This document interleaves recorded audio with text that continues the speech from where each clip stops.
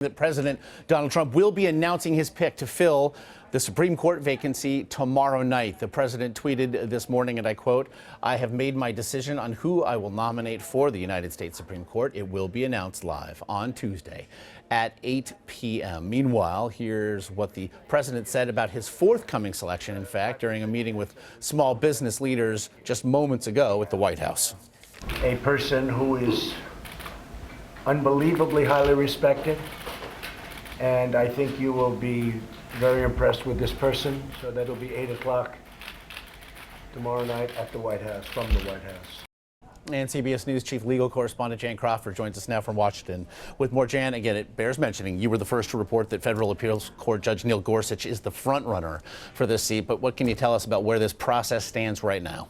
Well, it's been pretty fluid in the last week or so, Josh, as the president has kind of sifted through two leading candidates. As you said, Judge Gorsuch had emerged as the front runner, but a second contender, a Pennsylvania-based judge named Thomas Hardiman, had really emerged as another potential favorite. And these two guys, they're now the two that are still standing, I think could not be more different. So I think the choice the president makes tomorrow night will tell us a lot about the president. Gorsuch is kind of this elite blue blood guy. I mean, he grew up, he went to prep school here in Washington. He was a D.C. lawyer. And before he became a lawyer, let me just add, he went to Harvard and Oxford. So, he's kind of in the traditional mold of, what you would think of a Supreme Court justice. I mean, all the justices now in the Supreme Court either went to Harvard or Yale. So he had fit right into that kind of mold.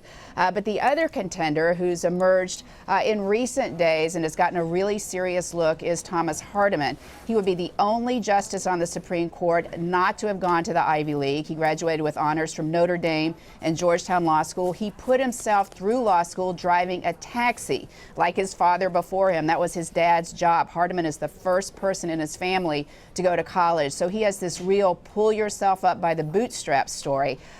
So, when you see that he's now, the president is going to make this announcement in prime time, that makes you think, well, Hardiman has got that great personal story. It's perfect for a primetime announcement live on network television.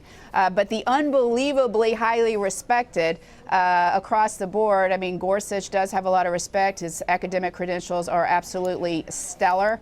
So it's going to be a really interesting decision. Of course, now they've got it clamped down pretty tightly, but one scenario that they have been considering after Gorsuch emerged as the front runner was to actually pick Hardiman for this seat and have Gorsuch be the leading contender for his second nomination, because Justice Anthony Kennedy is expected to retire either this summer or next. So then Gorsuch would be the nominee for his second seat. Considering that, then, are you suggesting essentially that if Democrats perhaps are fixing for a fight here again, President Obama's pick to fill this seat, Merrick Garland, somebody who was spoken of just as you just spoke of, Judge Gorsuch, did not get so much as a look, didn't get the hearing from Senate Republicans. Are you suggesting perhaps then that if Democrats are fixing for a fight, they would rather, the Trump administration would rather the fight be over Justice Hardiman, saving a more respected jurist for a second pick? Well, I mean, I wouldn't say that Gorsuch is necessarily more respected, but he is more traditional. He's more typical. He's the elitist blue blood type that we see up there sitting on the bench of the Supreme Court right now.